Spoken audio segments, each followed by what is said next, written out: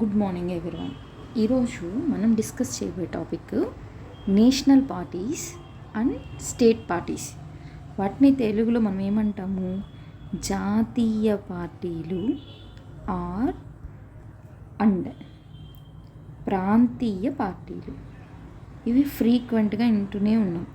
ఎందుకంటే last year ఇక్కడ ఇది యాక్చువల్ ఎలక్షన్ కమిషన్ పోర్టల్లోంచి తీసుకుంది. ఇక్కడ కానీ మీరు సెర్చ్ చేసినా మీకు కనిపిస్తాయి డీటెయిల్స్ అన్నీ. ఇక్కడ చూడండి, ఇవన్నీ మన ఇండియాలో వెల్ నోన్ నేషనల్ పార్టీస్ అలాగే స్టేట్ పార్టీస్ కూడా ఉన్నాయి.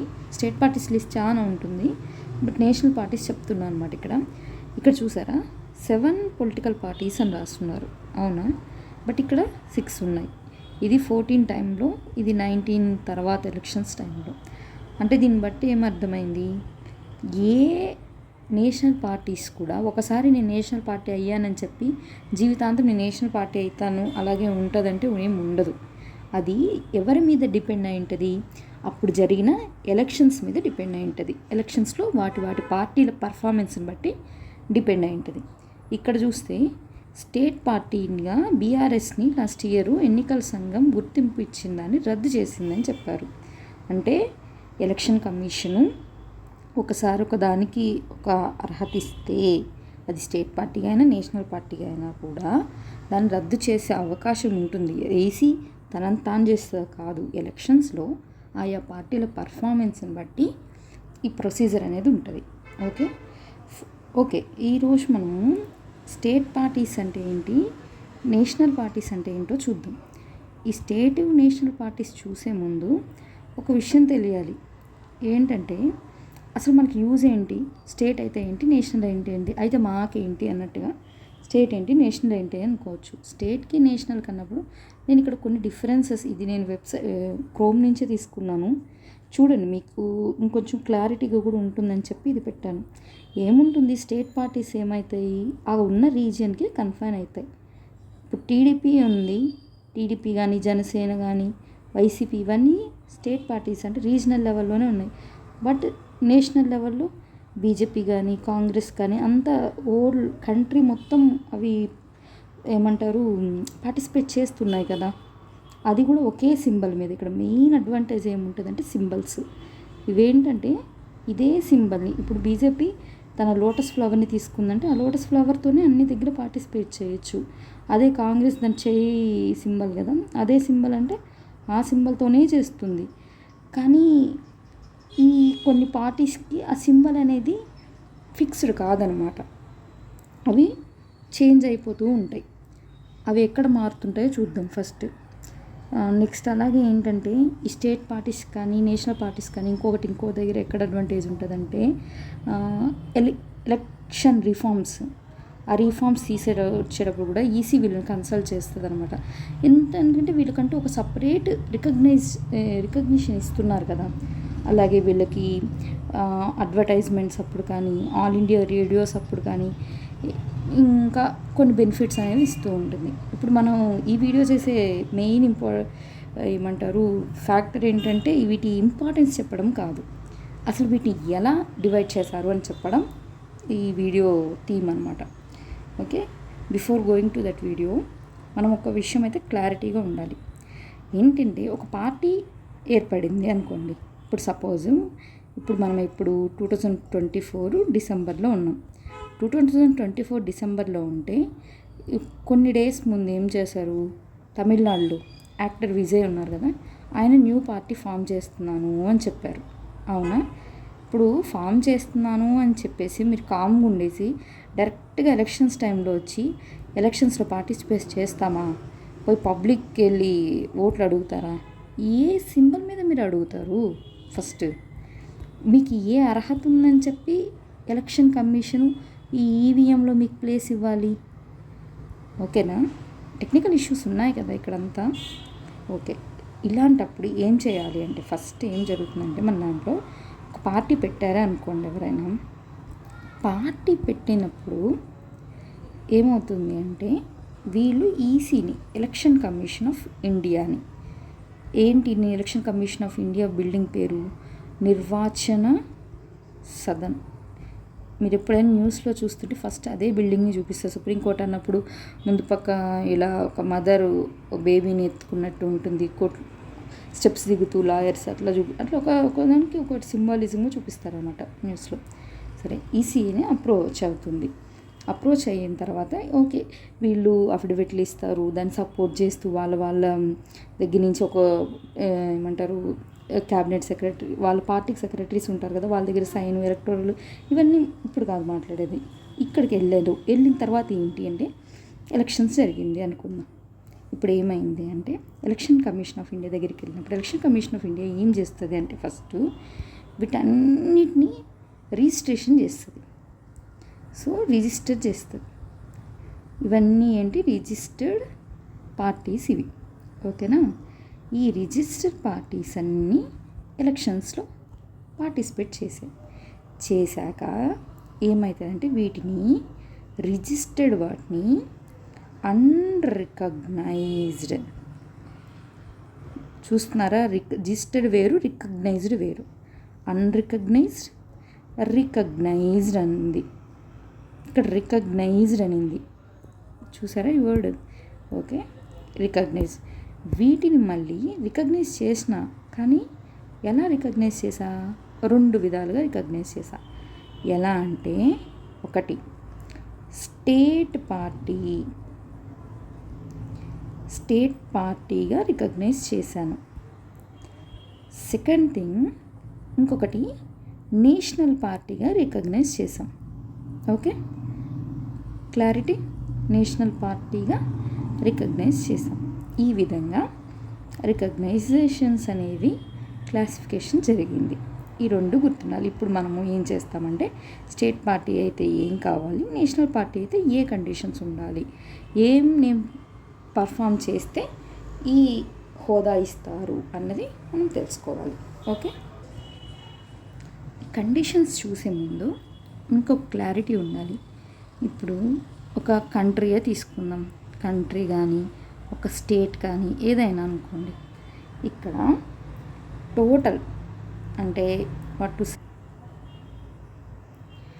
అందులో అందరూ ఉంటారు కదా, అందరూ నివసిస్తారు కదా, అంటే చిన్నపిల్లలు, పెద్దవాళ్ళు, ఇంకా ముసలి వాళ్ళు చాలామంది ఉంటారు కదా. వీళ్ళందరిలో కల్లా మన ఓటింగ్ ఎంత, ఏజ్ 18 years, అంటే 18 బిలో ఉన్న వాళ్ళు ఎవ్వరూ ఓట్ చేయడానికి లేదు, అవునా. 18 అటైన్ అయితే వచ్చేస్తుంది. ఏ అమెండ్మెంటు, 61st అమెండ్మెంట్ 1989లో ఈ విషయం ఆల్రెడీ చెప్పున్నారు. ఆర్టికల్ 326 కింద మనకి ఈ రైట్ ఇచ్చున్నారు. అంటే ఇప్పుడు ఏమైంది అంటే 18 years బిలో ఉన్న వాళ్ళెవ్వరికి మనకు ఓటు హక్కు లేదు. ఓకే, 18 years రావాలి. సపోజ్ ఈ 18 yearsలో రాని వాళ్ళు ఎంత, ఇదొక ఎగ్జాంపుల్ లాగా తీసుకుందాం. 18 years బిలో ఒక 7,000 మంది ఉన్నారు అనుకుందాం, ఓకేనా. 18 years అబోవ్ ఒక 11,000 మంది ఉన్నారు అనుకున్నాం. అంటే మొత్తం ఆ ఊర్లో జనాభా ఎంత, 18,000 మంది టోటల్ జనాభా ఉన్నారు అనుకుందాం. ఈ 18,000 మందిలో వీళ్ళందరూ అబోవ్ 18 yearsేనా, ఎవరు ఈ 1100 ఉన్నారు కదా, ఈ 1100 వాళ్ళు అబోవ్ వాళ్ళే ఉన్నారు. ఈ 1100లో 10,000 మందికే ఓటు వేసేదానికి ఓటర్ స్లిప్స్ ఇచ్చారనుకుందాం. అంటే ఏవేవో రీజన్స్ వల్ల మేబీ వాళ్ళ నేమ్ అనేది ఓటింగ్ లిస్ట్లో లేదనుకుందాం. ఈ 10,000 మంది పోయి పోలింగ్ బూత్కి వెళ్ళి ఓట్ చేస్తారా? పోలింగ్ రోజు చెయ్యరు కదా. వాళ్ళల్లో ఒక 9,000 మంది ఓట్ వేశారు అనుకుందాం. వాళ్ళ ఓట్ని వాళ్ళు క్యాస్ట్ చేశారు అనుకుందాం. క్యాస్టింగ్ జరిగింది అంటే ఏంటి, పోలింగ్ జరిగింది. ఈ పోలింగ్ జరిగిన దగ్గర ఉన్న ఈ ఓట్స్ ఏమంటారంటే పోల్డ్ ఓట్స్ అంటాం. ఓకే, ఇప్పుడు సపోజ్ మనమే వెళ్తాం ఎగ్జామ్లో ఓఎంఆర్ షీట్స్ ఉండేది. ఓఎంఆర్లో ఈ బబులింగ్లు ఇవన్నీ ఉంటాయి, మన హాల్ టికెట్ నెంబర్ అవి. కానీ రాసిన అందరిలో ఒక 100 మంది రాశారనుకోండి, 10 మంది తప్పులు చేశారు. ఓఎంఆర్ని కొట్టేయడము, లేకపోతే నెంబర్ చక్కగా వేయకపోవడము, ఇంకేదేదో జరిగి ఉంటుంది. అంటే ఈ 10 ఇన్వాలిడే కదా. అంటే ఈ 10 పోను ఇంకో 90 మంది ఉన్నారు, ఆ 90 మంది ఓఎంఆర్లే తీస్తారనమాట. అట్లాగే ఇది కూడా ఈ 9,000 పోలింగ్ ఓట్స్ కరెక్టే, కానీ వివిధ కారణాల వల్ల కొన్ని ఓట్స్ చెల్లవు. అలా చెల్లకుండా పోయి కరెక్ట్గా ఉండి పోలైన ఓట్స్ వ్యాలిడ్ ఓట్స్ అంటారు వీటిని. ఈ 6,000 అని చూపించాను కదా, వీటిని వ్యాలిడ్ ఓట్స్ అంటారు. ఈ ఓట్స్ని కన్సిడరేషన్లోకి తీసుకుంటారనమాట. ఈ ఓట్స్ని బట్టి ఎవరు గెలిచారు, ఎవరు ఓడిపోయారు అని చెప్తాం. ఓకే, ఇది నేను అర్థం అవ్వాలని చెప్పా. ఇక్కడ నుంచి మనం మెయిన్ తీసుకోవాల్సిన థీమ్స్ ఏంటంటే, ఎన్ని ఓట్స్ వ్యాలిడ్ అయ్యింది అంటే వ్యాలిడ్ ఓట్స్ ఏంటి. ఓకేనా, ఈ వ్యాలిడ్ ఓట్స్ ఎన్ని అని చూసుకోవాలి. అట్ ది సేమ్ టైం ఏం చూడాలి అంటే, మనం వేసే ఓటు ఆ కాన్స్టిట్యున్సీలో క్యాస్ట్ చేస్తాం. మామూలుగా ఒక పర్సన్గా మనం ఏం ఓట్లు వేస్తాము, డైరెక్ట్ ఎలక్షన్స్ ఎక్కడెక్కడ జరుగుతుంది, ఎమ్మెల్యేకి జరుగుతుంది, అలాగే లోక్సభ ఎంపీకి జరుగుతుంది. అవునా, లోక్సభ ఎంపీకి ఎమ్మెల్యేకి జరిగినప్పుడు ఈ వ్యాలిడ్ ఓట్స్లో మీరు మీ కాన్స్టిట్యుయెన్సీకి సంబంధించి మీ ఓట్ని క్యాస్ట్ చేస్తున్నాం. అవునా, అలా ఆ స్టేట్లో ఎంతమంది ఎమ్మెల్యేలు ఉన్నారో, ఎంతమంది ఎంపీలు ఉంటారో కదా. సో మనం ఏం చేయాలంటే సీట్స్ని కూడా కన్సిడర్ చేయాలి. ఎన్ని సీట్స్ ఉన్నాయి ఆ స్టేట్లో, ఈ రెండు చాలా చాలా ఇంపార్టెంట్. వీటి మీద బేస్ చేసుకొని ఇప్పుడు ఈ క్లాసిఫికేషన్ అనేది స్టార్ట్ చేస్తామన్నమాట. ఓకే, వ్యాలిడ్ ఓట్స్ ఎన్ని, సీట్స్ ఎన్ని అన్నది. రైట్, ఇప్పుడు చూడండి. రైట్, ఇది ఫస్ట్ మనం ఏం తీద్దామంటే, ఇక్కడ స్టేట్ పార్టీగా ఒక పార్టీని రికగ్నైజ్ చేయాలి అంటే దానికి ఉండాల్సిన అర్హతలు ఏంటి అన్నది సేమ్ ఇక్కడున్న ఎగ్జాంపులే ఇక్కడ పెట్టాను. మళ్ళీ నేను చూడండి. రైట్, ఫస్ట్ కండిషన్ చూడండి. ఇఫ్ ఇట్ సెక్యూర్స్ ఎంత 6% ఆఫ్ ద, గమనించారా, valid votes polled in the state at a general election. General election అంటే ఏంటి, ప్రతి 5 సంవత్సరాలకి జరుగుతుందే అది జనరల్ ఎలక్షన్. అలా కాకుండా ముందే వెళ్ళి మధ్యంతర ఎలక్షన్స్ ఇలా అన్నీ ఉంటుంటాయి. అలా కాకుండా జనరల్ ఎలక్షన్. ఫర్ ఎగ్జాంపుల్, ఇప్పుడు ఏపీలో ఏం జరుగుతుంది, ఎమ్మెల్యేస్కి అలాగే లోక్సభ ఎంపీకి ఒకేసారి జరుగుతుంది. చెప్పాలంటే ఒక రకంగా ఇది జమిలీ ఎలక్షనేనా, అంతే కదా. బట్ టీఎస్లో అలా లేదు. 1 ఇయర్ బిఫోర్గానే జరుగుతుంది టీఎస్లో. అయితే తెలంగాణలో 1 ఇయర్ బిఫోర్ ఎమ్మెల్యే ఎలక్షన్ జరుగుతుంది, తర్వాత ఎంపీ ఎలక్షన్ జరుగుతుంది.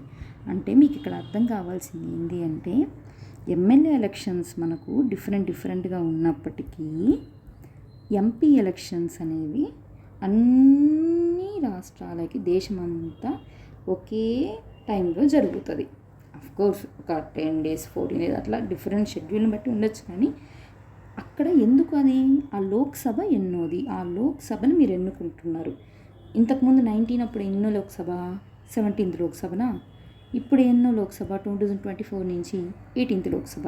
అంటే ఈ హౌస్కి సంబంధించిన పీపుల్ని మీరు ఎన్నుకుంటున్నారు. కాబట్టి ఇండియా మొత్తం ఎలక్షన్స్ ఎంపీకి అయితే సేమ్గా జరుగుతుంది. ఎమ్మెల్యే మాత్రం ఆయా స్టేట్ని ఇప్పుడున్న పద్ధతిని బట్టి మారుతుంది. మేబీ ఏదో జమిలీ ఎలక్షన్ బిల్లు క్యాబినెట్ అప్రూవ్ అయిందన్నా కూడా, అయిన తర్వాత మేబీ ఫోర్స్లోకి వచ్చిన తర్వాత అన్నీ ఒకేలాగా జరగచ్చు. బట్ ఇప్పుడున్న సినారియోకి అంటే మనం ఇప్పుడు 2024 డిసెంబర్ టైంలో మాట్లాడుతున్నాం. ఈ టైంకి ఏంటి అనేది పరిస్థితి మాట్లాడదాం. ఇప్పుడు ఇక్కడ చూడండి.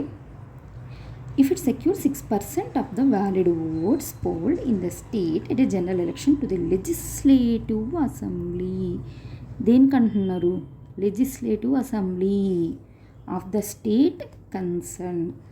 అండ్ ఆరా లేకపోతే ఇదరా, అండ్ అంటే ఖచ్చితంగా, దాంతోపాటు in addition it wins 2 seats. ఎన్నంట, 2 seats in the assembly of a concerned state. ఇది ఇక్కడ ఎగ్జాంపుల్ ప్రకారం చూడండి, కొంచెం క్లారిటీగా అర్థమవుతుంది. ఏమంటున్నారంటే, ఫస్ట్ కండిషన్లో మీరు 6% వ్యాలిడ్ ఓట్స్ తెచ్చుకోవాలి. At the same time 2 MLA సీట్స్ని మీరు గెలవాల్సి ఉంటుంది అని చెప్తున్నారు. అర్థమైందా? ఇది ఎప్పుడు బాగా బజ్ అయిందంటే 2019 ఎలక్షన్స్ అప్పుడు జనసేన అన్నిట్లో పోటీ చేసిన 2 దగ్గరలో ఓడిపోయారు పవన్ కళ్యాణ్ గారు. అట్ ది సేమ్ టైం అప్పుడు రాపాక వరప్రసాద్ గారు తనొక్కరు గెలిచారు, అయినా ఒకరే గెలిచారు. అట్లీస్ట్ 2 సీట్స్ వచ్చుంటే అదొక స్టేట్ పార్టీగా రికగ్నైజ్ అయ్యేది. ఆ తర్వాత అఫ్కోర్స్ ఆయన వేరే పార్టీలోకి వెళ్ళారు, అది వేరే సంగతి. కానీ ఒక్క సీటే ఉంది కదా, అందువల్ల ఆ స్టేట్ పార్టీ అనే రికగ్నిషన్ అనేది జనసేనకి అప్పుడు రాలేదన్నమాట. అఫ్కోర్స్ 24లో 100% స్ట్రైక్ రేట్ తెచ్చుకుంది, అది వేరే. మినిమం మీరు అటైన్ అవ్వాలి ఈ రికగ్నేషన్ అంటే ఇవి సాధించాలన్నమాట. ఇక్కడ ఏమైందంటే, ఇక్కడ చూడండి, నేను ఇందాక అన్నట్టు ఏమైంది, 9,000 మంది ఓట్లు, ఇక్కడ 6,000 మంది అనుకోండి. ఇదే కదా మనకు కావాల్సింది, ఇదే వ్యాలిడ్ ఓట్స్. ఓకే, ఈ వ్యాలిడ్ ఓట్స్లో 6,000 గెలవాలి. 6,000 ఉన్నాయి, వ్యాలిడ్ ఓట్స్ అయి ఉన్నాయి. ఈ 6,000లో మీకు ఎంత రావాలి? 6% రావాలి. అంటే ఎంత రావాలి? 360 మినిమం రావాలి. ఓకేనా, అదే కదా చెప్పారు, ఇట్ సెక్యూర్ 6% రావాలి మినిమం. 6% కన్నా ఎక్కువ రావచ్చు. ఇప్పుడు సపోజ్ 3 పార్టీలు ఉన్నాయి అనుకుందాం, 360 మీకు టార్గెట్. ఒక YTJ అనే పార్టీస్ ఉన్నాయి అనుకుందాం. మొత్తం ఎన్ని ఉన్నాయి? 6,000 ఓట్స్ వ్యాలిడ్ అయి ఉన్నాయి. వాటిల్లో మీకు కావాల్సిన 360. ఇప్పుడు ఫస్ట్ Y అనే పార్టీకి 300 వచ్చింది, T అనే పార్టీకి 3,000 వచ్చింది, J అనే పార్టీకి 2,700 వచ్చింది. 300 వచ్చిన Y పార్టీ ఎట్లా రికగ్నిషన్కి వస్తుంది? రాదు కదా, ఎందుకంటే 360 రావాలి, బట్ 300 వచ్చింది. కాబట్టి ఏమైంది? వైకి ఇక్కడ రికగ్నిషన్ రాదు స్టేట్ పార్టీ లాగా. ఓకేనా, సరే, ఇక్కడే తేలిపోయింది. కానీ ఇంకొకటి ఏం చెప్పారు ఇక్కడ, in addition it wins 2 seats అన్నారు కదా. ఇప్పుడు 300 రాలేదు కరెక్టే, అందువల్ల వై అనే పార్టీ క్యాన్సిల్ అయిపోయింది, ఇక్కడ రాదు స్టేట్ పార్టీ రికగ్నిషన్ అన్నాము. సరే, ఇప్పుడు 3,000 2,700 వచ్చినంత మాత్రం ఈ 2 గెలిచేసినట్ట. అక్కడ ఏమన్నారు, 2 MLA సీట్స్ అన్నవి గెలవాలి అన్నారు. మీరు 6% ఓట్స్ వచ్చేసింది, కానీ మీకు 2 MLA సీట్స్ కూడా రావాలి కదా. ఇక్కడ 6% వచ్చినా టీ అనే పార్టీకి ఒకటే వచ్చిందేమో MLA సీట్, బట్ J అనే పార్టీకి 4 రావచ్చు. అఫ్కోర్స్ మీరు అనుకోవచ్చు, ఇంత మెజారిటీ వచ్చినప్పుడు ఒకటైనా వస్తుంది అని చెప్పి. ఏమో ఒక కాన్స్టిట్యున్సీలోనే ఎక్కువ వచ్చేసి ఉండొచ్చు కదా, కానీ ఆ వచ్చిన ఓట్లు గెలవడానికి కావాల్సిన ఓట్లు కాకపోయి ఉండొచ్చు, ఏదైనా ప్రాబబిలిటీ ఉంది కదా. అట్లా మనం worst of the worst condition చూస్తున్నాం అనమాట. 2 MLA సీట్స్ తీసుకున్నారు, కానీ టీ అనే పార్టీకి ఎన్ని వచ్చాయి? ఒక్క MLA సీటే గెలిచింది. సో ఏమైంది, ఇక్కడ టీ అనే పార్టీ కూడా తను స్టేట్ పార్టీగా రికగ్నైజ్ చేసుకోలేకపోతుంది, అంతేనా. ఫైనల్గా ఎవరికి వచ్చింది స్టేట్ పార్టీ హుడ్? ఇక్కడ J అనే పార్టీకి వచ్చింది. ఓకే, ఇప్పుడు ఈ కండిషన్ ఇది సాటిస్ఫై చేసింది. అందుకని చెప్పి J పార్టీ నువ్వు గెలిచావు, సో అందుకని రిమైనింగ్ ఏంటి టీ పార్టీ అలాగే Y పార్టీ ఇవి ఇంకా స్టేట్ పార్టీస్ కాదని చెప్పి క్యాన్సిల్ చేస్తామా. అందుకే ఇప్పుడు సెకండ్ మళ్ళీ చూడండి, సేమ్ అదే కొంచెం కాపీ చేసి పెట్టాను అనమాట. అందుకే ఏంటి అంటే చాలా చాలా కేర్ఫుల్గా అబ్జర్వ్ చేయండి. A party recognise state party any of the following, ఒక్కటే కాదు, ఈ 5 కండిషన్లు ఏదో ఒకటి అది ఎలిజిబుల్ అయినా సరే అది స్టేట్ పార్టీగా రికగ్నైజ్ అవుతుంది. ఇప్పుడు ఈ ఫస్ట్ కండిషన్ తీసుకున్నాం, దీంట్లో మనకు ఏ పార్టీ గెలిచింది? J పార్టీ గెలిచింది, ఈ కండిషన్ ఫుల్ఫిల్ చేసింది. టీ పార్టీ చేయలేకపోయింది, Y పార్టీ చేయలేకపోయింది. సరే, సెకండ్ కండిషన్ తీసుకున్నాం. సెకండ్ కండిషన్లో ఏమైంది? 1 సెకండ్ చూడండి. సెకండ్ కండిషన్ ఏమైంది ఇక్కడ?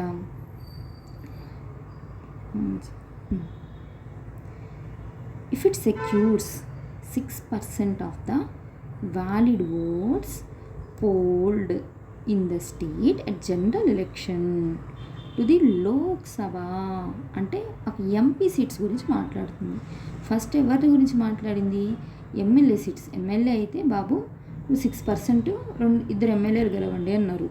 బట్ ఎంపీ సీట్లు అన్ని ఎక్కువ ఉండవు కదా, స్టేట్లో తక్కువ ఉంటాయి. మొత్తం ఇండియా మొత్తం చూసినా 543 ఉన్నాయి ఇప్పటికీ కదా. అలాంటప్పుడు మన ఏపీకి ఎన్ని ఉన్నాయి? 125 ఉన్నాయి. అదే ఎమ్మెల్యే సీట్స్ అయితే 175 ఉన్నాయి, తక్కువ పోర్షన్ ఉంది కాబట్టి 2 సీట్స్ చెప్పట్లేదు. ఇక్కడ ఏమనిందంటే ఒక్క సీటు అంటే ఒక్క ఎంపీ గెలవాలి అన్నారు. 6% వ్యాలిడ్ ఓట్స్ రావాలి, సేమ్ లైక్ ఎమ్మెల్యేకి లాగే, కానీ ఒక్క ఎంపీ సీట్ అయితే రావాలి అని చెప్పింది. అదే ఇక్కడ చూడండి, సేమ్ ఫస్ట్ తీసుకున్న ఎగ్జాంపుల్ ఇక్కడ తీసుకున్నాను. Subject to condition through out the video నేను ఏమనుకుంటున్నా అంటే ఇది జమిలీ ఎలక్షన్ బెస్ట్ ఎగ్జాంపుల్ ఏపీ అని చెప్తున్నా. అంటే బోత్ ఎమ్మెల్యేకి అలాగే ఎంపీకి ఒకేసారి ఎలక్షన్స్ జరుగుతున్నాయి అనుకుందాం.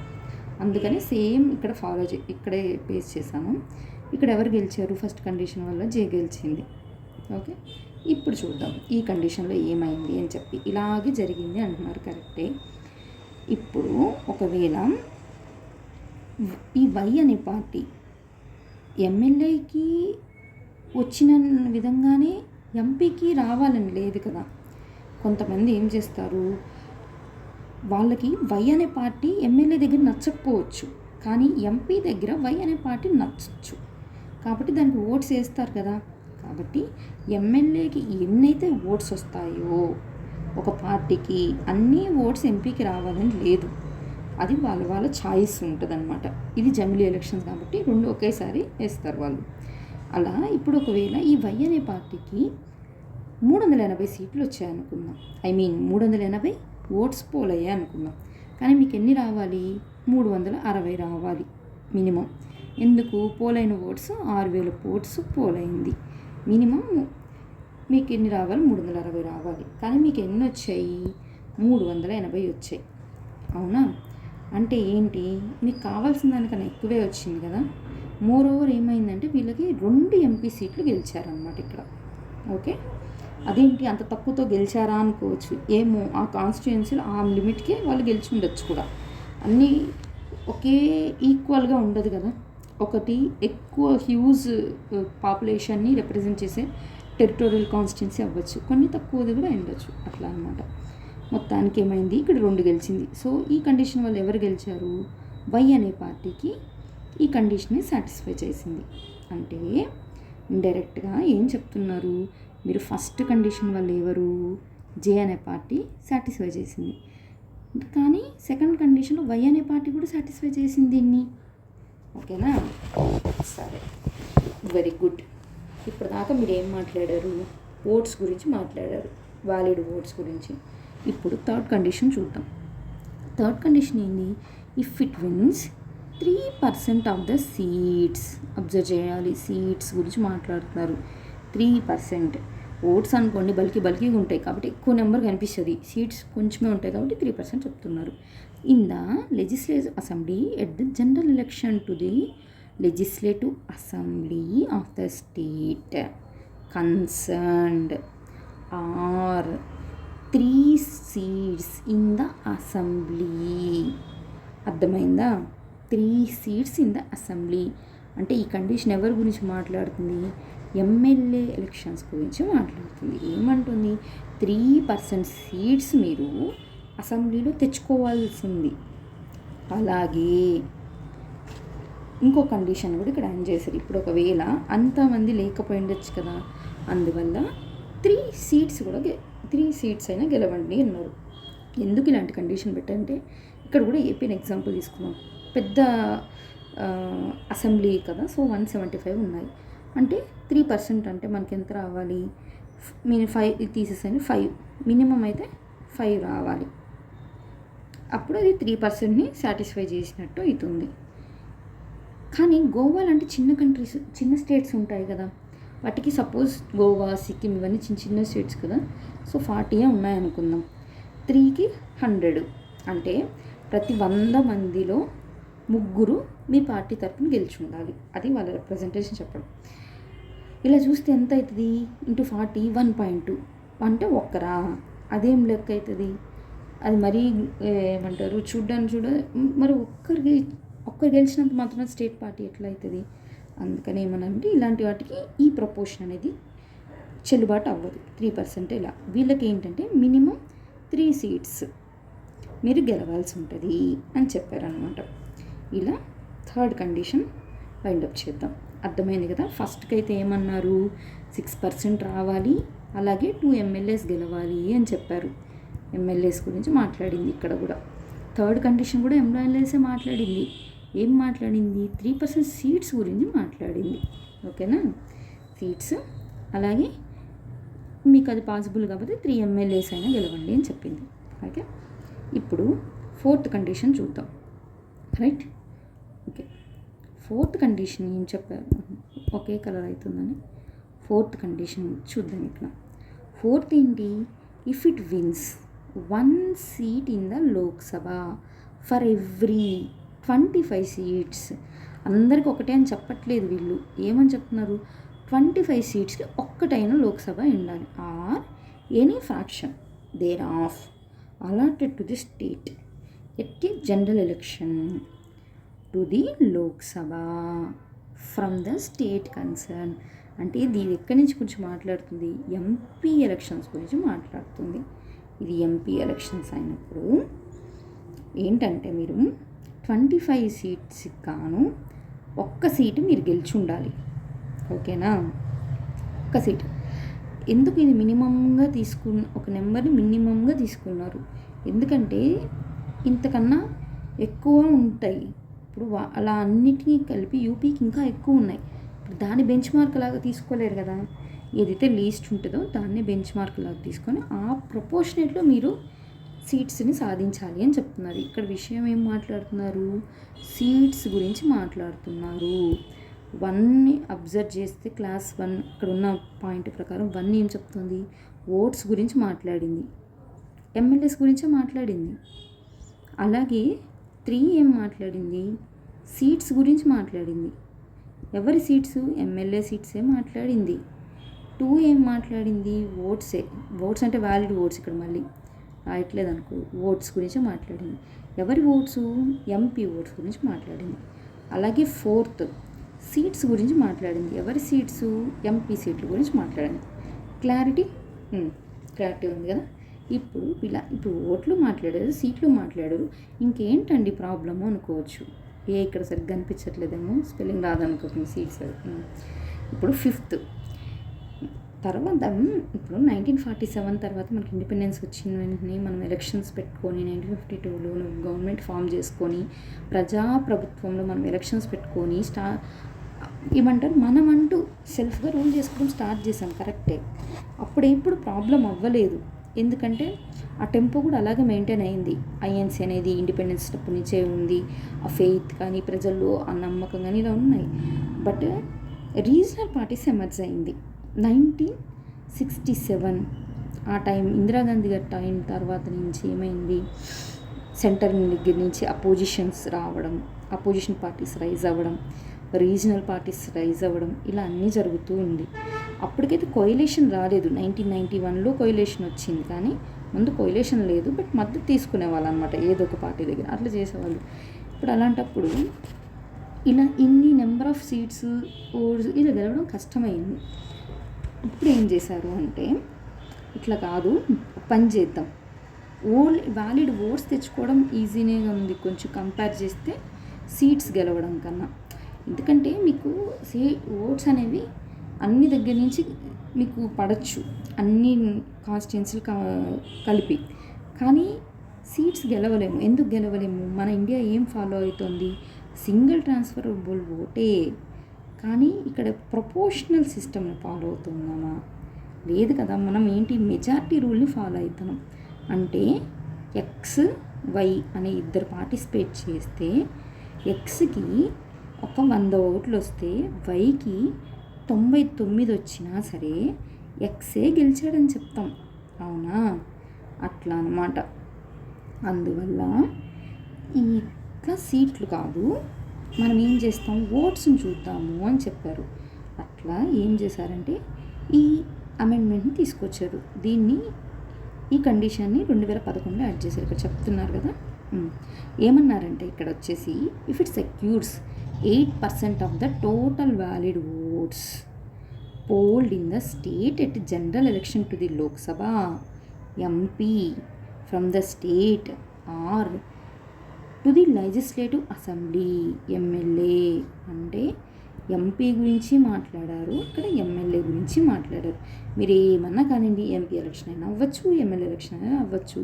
కానీ ఏం చేస్తారంటే 8% అయితే ఓట్స్, వ్యాలిడ్ ఓట్స్ వచ్చి ఉండాలి అని చెప్తున్నారు. ఓకేనా? మొత్తం ఎన్ని కండిషన్స్? 5 కండిషన్స్ చెప్తున్నాం ఇక్కడ. ఇక్కడ నుంచి చూసుకోండి ఒకసారి జాగ్రత్తగా. ఫస్ట్ దీని మీద క్లారిటీ ఉండాలి మీకు.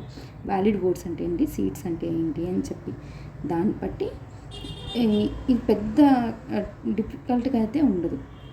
ఓకే, ఇక్కడ కొంచెం సింప్లిఫైడ్గా రాయడానికి ట్రై చేస్తాను చూడండి. ఓవరాల్గా మొత్తం 5 కండిషన్స్ అన్నారు. ఆ 5 కండిషన్లో ఏ ఒక్కటైనా మీరు సాధించినా సరే మీకు స్టేట్ పార్టీగా రికగ్నైజ్ చేస్తారు. ఇది మర్చిపోవద్దు.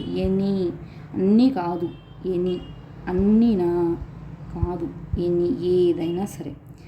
వ్యాలిడ్ ఓట్స్ గురించి మాట్లాడుతున్నారు కాబట్టి వ్యాలిడ్ ఓట్స్ని మీరు ఎక్కడ మాట్లాడుతున్నారు? ఎమ్మెల్యే ఎలక్షన్స్లోనూ మాట్లాడుతున్నారు, ఎంపీ ఎలక్షన్స్లోనూ మాట్లాడుతున్నారు.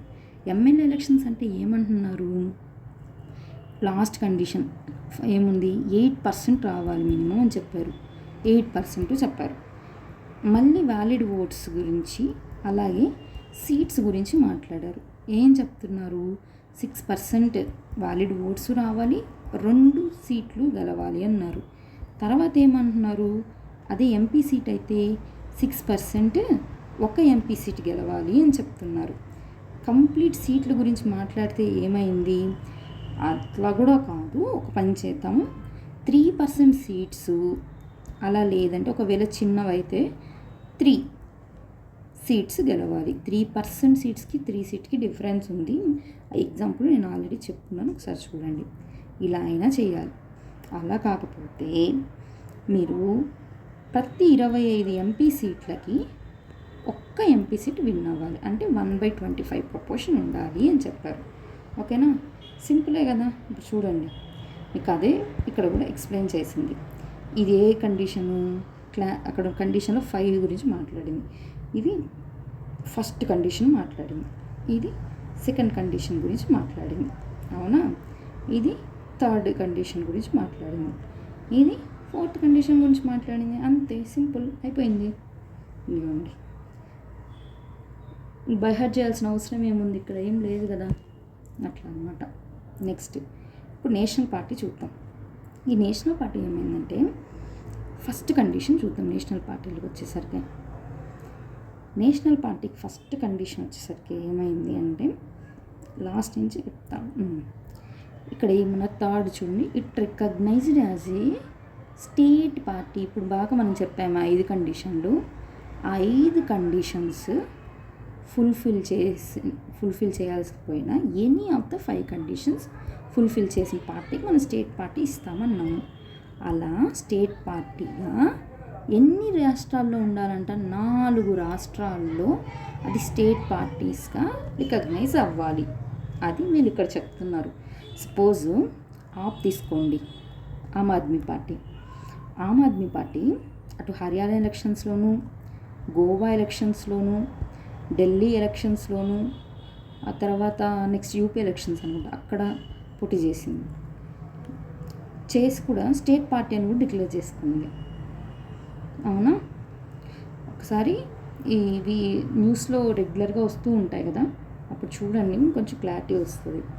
అంటే ఒక స్టేట్ పార్టీ అంటే ఆ స్టేట్లో నువ్వు స్టేట్ పార్టీగా రికగ్నైజ్ చేసేసాం. ఓకే, అక్కడ వరకు నువ్వు స్టేట్ పార్టీగా అయిపోయింది పైన ఇంతవరకు చెప్పిన 5 కండిషన్స్ వాడి. కానీ ఇలాగే నువ్వు ఎన్ని స్టేట్స్లో రావాలి? ఒక స్టేట్, 2 స్టేట్లు, 3 స్టేట్స్, 4 స్టేట్లు, మినిమం 4 స్టేట్లలో నువ్వు రికగ్నైజ్ అవ్వాలి అని చెప్తున్నారు. అలా కానీ రికగ్నైజ్ అయితే నిన్ను నేషనల్ పార్టీగా డిక్లేర్ చేస్తారు. ఇప్పుడు ఆప్ నేషనల్ పార్టీనే. అవునా? అందుకే చెప్తున్నాను అనమాట. చాలా లెస్ టైంలోనే ఆప్ నేషనల్ పార్టీ అయిపోయింది. సరే, ఇప్పుడు ఫస్ట్ కండిషన్ చూడండి. ఫస్ట్ కండిషన్ ఏమైంది? ఇట్ సెక్యూర్స్, ఏమన్నారు? 6% ఆఫ్, ఏమన్నారు ఇక్కడ? సీట్సా? కాదు, వ్యాలిడ్ ఓట్స్. ఒకటి గుర్తుపెట్టుకోండి, ఓట్స్ ఎప్పుడైనా ఎక్కువ ఉంటాయి, సీట్స్ తక్కువ ఉంటాయి. కాబట్టి నెంబర్ వ్యాలిడ్ ఓట్స్కి ఎక్కువ ఉంటుంది, సీట్స్కి తక్కువే ఉంటుంది. Right? Valid votes polled in any four or more states, అంటే మినిమం 4 అయి ఉండాలి. 4 కన్నా ఎక్కువ కూడా వచ్చిన ప్రాబ్లం లేదు, బట్ మినిమం 4లో ఉంటే ఉండాలి అని చెప్తుంది. Or more states at general election to the Lok Sabha. ఇంకా చెప్తున్నారు or to the legislative assembly, అంటే నువ్వు ఎమ్మెల్యే ఎలక్షన్స్ అయినా సరే, ఎంపీ ఎలక్షన్స్ అయినా సరే, ఈ 2 ఎలక్షన్ ఏ ఎలక్షన్ అయినా సరే 6% ఓట్స్ రావాలి. అవునా? ఈ విషయం మనం ఆల్రెడీ చూసాం కదా, గుర్తుందా? మనం ఫస్ట్ కండిషన్లోనే ఏం మాట్లాడాం, 6% రావాలని చెప్తున్నామా? అది కొంచెం మోడిఫై చేస్తారు ఇప్పుడు, 6%. అండ్ కానీ ఇంకా ఏం చెప్తున్నారు, 6% వచ్చాక ఏం చెయ్యాలంటే మీరు it wins 4 seats in Lok Sabha from any state or states. ఓకేనా? ఎనీ స్టేట్ 4 seats రావాలి. ఆ 4 MP సీట్స్ అనేది ఏదో ఒక రాష్ట్రం నుంచి కూడా రావచ్చు.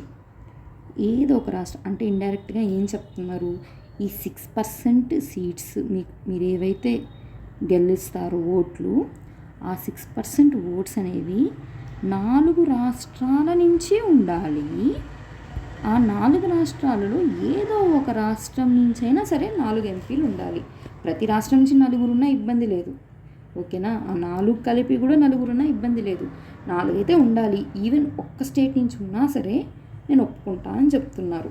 క్లారిటీగా ఉందా? వర్డింగ్ కొంచెం ఇంప్లిసిట్గా ఉన్న ఇన్ఫర్మేషన్ మీరు లాగాలి.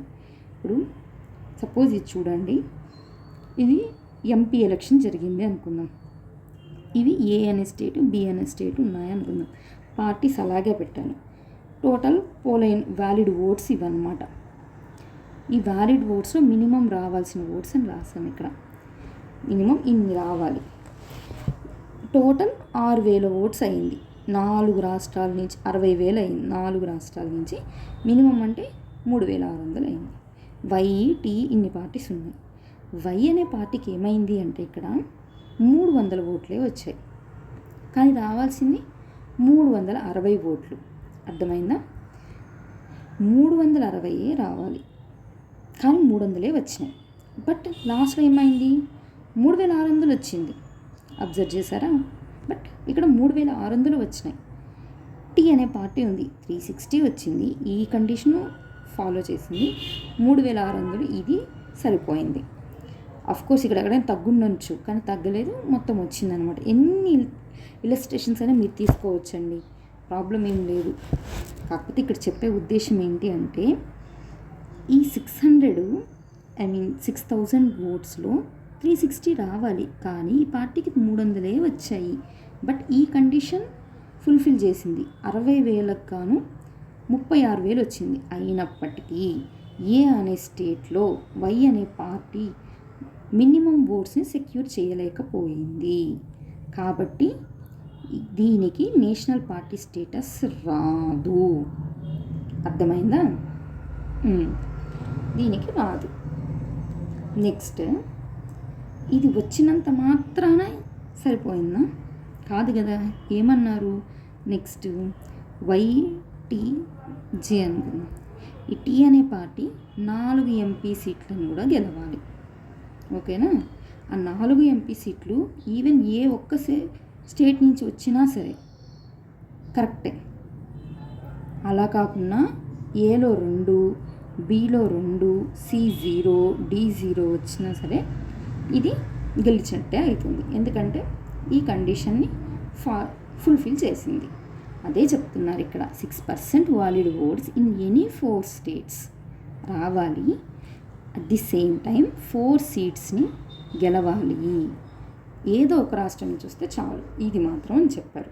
ఓకేనా? ఇక్కడ కొంచెం కన్ఫ్యూజ్ అవుతారు అందరూ, అందుకని ఈ ఒక్క కండిషన్ మాత్రం మళ్ళీ ట్రై చేయండి, మీకు ఇంకొంచెం క్లారిటీగా అర్థమవుతుంది. ఓకే? ఇక్కడ ఉన్నది ఇక్కడ కాపీ చేసి రాశాను, ఇంకేం లేదు అంతకు మించి. ప్రతి స్టేట్ ఒకటే గుర్తుపెట్టుకోండి, ఒకటే ఇక్కడ పాయింట్. ప్రతి స్టేట్ నుండి మీకు ఏం రావాలి, 6% వ్యాలిడ్ ఓట్స్ అయితే రావాలి. ఓకేనా? ఇక్కడ ప్రతి స్టేట్ అనేది చాలా చాలా చాలా ఇంపార్టెంట్. ఎందుకంటే సెకండ్ ఏం చెప్పారు, 4 ఎంపీ సీట్లు గెలవాలి అన్నారు, కానీ ప్రతి స్టేట్ అన్నారా? కాదు, ఏ స్టేట్ అయినా అని చెప్పారు. అది మీరు ఇక్కడి నుంచి ఆలోచించాలి. ఇక్కడ ఈచ్ స్టేట్ అని చెప్పలేదు కదా అని మీరు ఫీల్ అయిపోవచ్చు. ఇక్కడ ఈచ్ స్టేట్ అని చెప్పలేదు అంటే ఎందుకు చెప్పలేదంటే ఇక్కడ ఒకవేళ ఇక్కడ వీళ్ళకి అలా చెప్పే ఉద్దేశమే ఉండుంటే ఇక్కడ ఫ్రమ్ ఎనీ స్టేట్ అని ఇది మెన్షన్ చేయరు. ఇది కూడా దానిలాగే సింపుల్గా రాసేసి ఉంటారు. ఇక్కడ క్లియర్గా మెన్షన్ చేశారు, అంటే మీరు ఇక్కడ లిబరల్గా రాశారు సెకండ్ స్టేట్మెంట్ అన్నది. కాబట్టి పైన స్టేట్మెంట్ మాత్రం 4 రాష్ట్రాల నుంచి ఎన్ని కావాలి అని అర్థం చేసుకోవాలి. సరే, సెకండ్ది చూడండి. సెకండ్ కండిషన్ గురించి మాట్లాడుతున్నాం ఇప్పుడు. If it wins 2% of the seats in Lok Sabha. ఎక్కడ చెప్తున్నారు? ఫస్ట్ది ఏమన్నారు, ఎంపీ అయినా సరే ఎమ్మెల్యే అయినా సరే అని చెప్పారు, అవునా? 6, అలాగే ఇక్కడ ఎన్ని, 4. ఇప్పుడు కండిషన్ ఏంటి మాట్లాడేది, 2% ఆఫ్ ఇన్ ద లోక్సభ. అన్నీ కూడా subject to condition, general elections. ఈ విషయం గుర్తుపెట్టుకోవాలి. ఓకేనా? ప్రతి జనరల్ ఎలక్షన్ అయిన తర్వాత ఈసీ వాటి పర్ఫార్మెన్స్ బేస్ మీద ఏది నేషనల్ పార్టీ ఏది స్టేట్ పార్టీ అని చెప్తుంది. ఒకవేళ నేషనల్ పార్టీగా ఉండి తన స్టేటస్ అంతే బాగా బెటర్గా పర్ఫామ్ చేస్తే నేషనల్ పార్టీ స్టేటస్ కంటిన్యూ చేస్తారు, లేదా తీసేస్తారు. అలా చెప్తూ నాకు చూపించా కదా ఫస్ట్లో ఒక పోర్టల్, అలాంటి పోర్టల్లో వాటి గురించి మెన్షన్ చేస్తారనమాట. సరే, ఇప్పుడు ఈ కండిషన్ చూడండి. Second condition 2% of the seats. ఇక్కడ ఓట్స్ చెప్తున్నారా? లేదు, సీట్స్ గురించి చెప్తున్నారు. అందుకే నెంబర్ చూసారా, 2% అయింది, చిన్న నెంబర్ చూపిస్తుంది. At a general election and these candidates are elected from 3 states. చూసారా, ఈ లైన్కి ఎంత డిఫరెన్స్ ఉందో. ఎనీ స్టేట్, 3 స్టేట్ అన్నారు. ఇప్పుడు ఎగ్జాంపుల్ తీసుకుందాం. లోక్సభలో మనకి ఎన్ని 2% సీట్స్ అన్నారు. మొత్తం ఎన్ని సీట్స్, 543 తీసుకుందాం. అంటే అప్రాక్సిమేట్గా 11 మంది అనుకుందాం. ఇప్పుడు ఏ స్టేటు, బి స్టేటు, సి స్టేట్, 3 స్టేట్లు ఉన్నాయి అనుకుందాం. మనకి ఎన్ని కావాలి, 11 మంది కావాలి. ఇక్కడ 6 మంది, ఇక్కడ 5 మంది, ఇక్కడ ఎవరు గెలవలేదు. ఒక పార్టీ వై అనే పార్టీ అనుకుందాం. టీ అనే పార్టీ ఏమైందంటే ఇక్కడ 3, ఇక్కడ 5 గెలిచింది. ఓకేనా?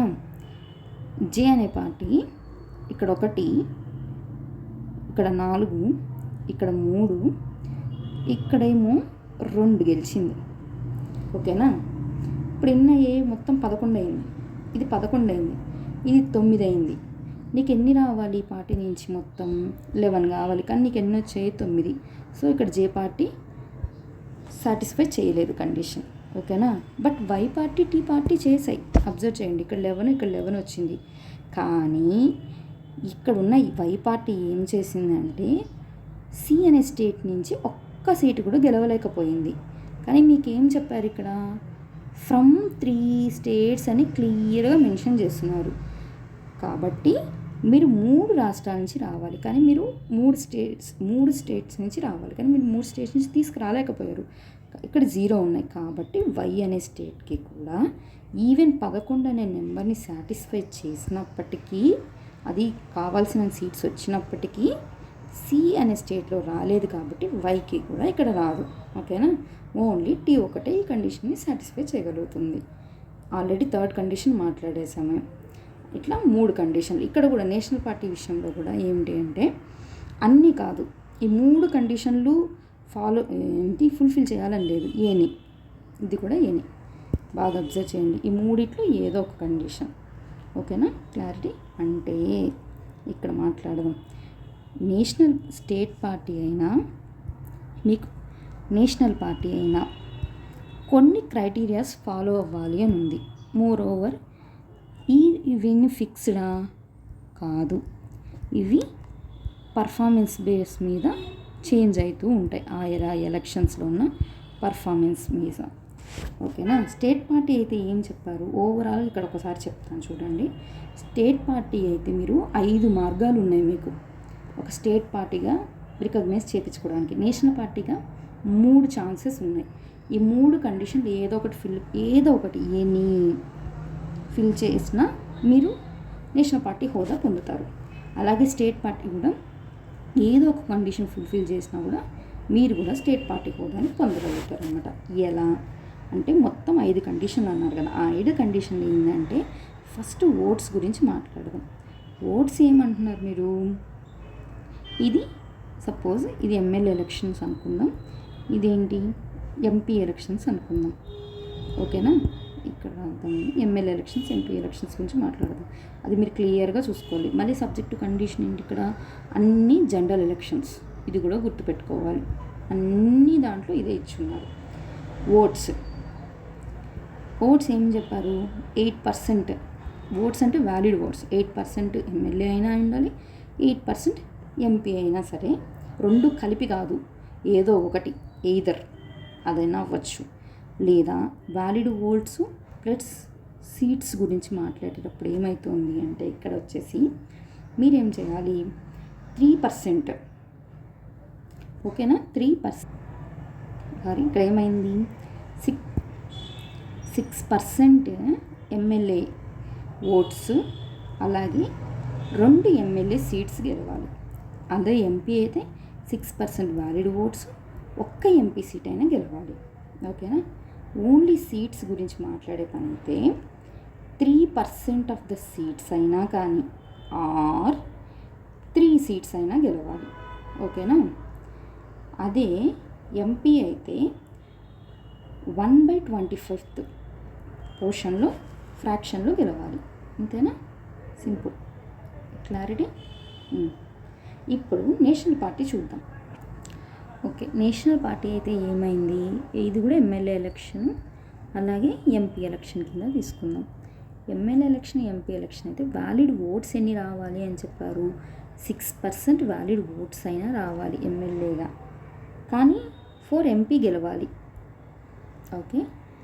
అలాగే 6% ఎంపీ వ్యాలిడ్ ఓట్స్ అయినా ఉండొచ్చు, కానీ 4 ఎంపీ సీట్లు అయితే గెలవాలి. ఇక్కడ క్లారిటీ గుర్తుపెట్టుకోండి, ఇవి ఎంపీ సీట్స్, ఎమ్మెల్యే సీట్స్ కాదు, 4 ఎంపీ సీట్స్. అలాగే ఇంకొక కండిషన్ ఏముంది ఇక్కడ, ఈ 6% అనేది ఇక్కడ నుంచి 4 స్టేట్స్ నుంచి అయి ఉండాలి. ఇది ఎనీ ఒక్క స్టేట్ నుంచే, ఈవెన్ 1 స్టేట్ కూడా ఎలిజిబులే ఇది. ఓకేనా. నెక్స్ట్ సీట్స్ ప్రకారం చూస్తే 2% సీట్స్ అయితే 2% సీట్స్ రావాలి. ఓకే. 2% సీట్స్ ఎక్కడ రావాలి, 2% ఇక్కడ కాదు, ఇక్కడ గురించి ఏం చెప్పలేదు. 2% ఎంపీ సీట్లు వచ్చి ఉండాలి.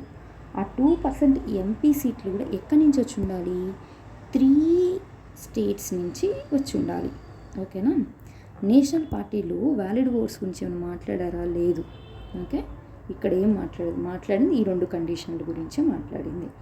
అట్ ది సేమ్ టైం దీనికి ఇంకొక కంటిన్యూషన్ ఏముంది అంటే, ఇలా స్టేట్ పార్టీగా రికగ్నైజ్ అయిన ఏ పార్టీ అయినా సరే మోర్ దాన్ 4 స్టేట్స్, అంటే మినిమం 4 స్టేట్స్లో, ఇక్కడ ఒకటిగాను, ఇక్కడ ఒక స్టేట్లోను, బి స్టేట్లోను, సి స్టేట్లోను, డి స్టేట్లో, అంటే 4 స్టేట్స్లో స్టేట్ పార్టీగా అది రికగ్నైజ్ అవ్వాలి.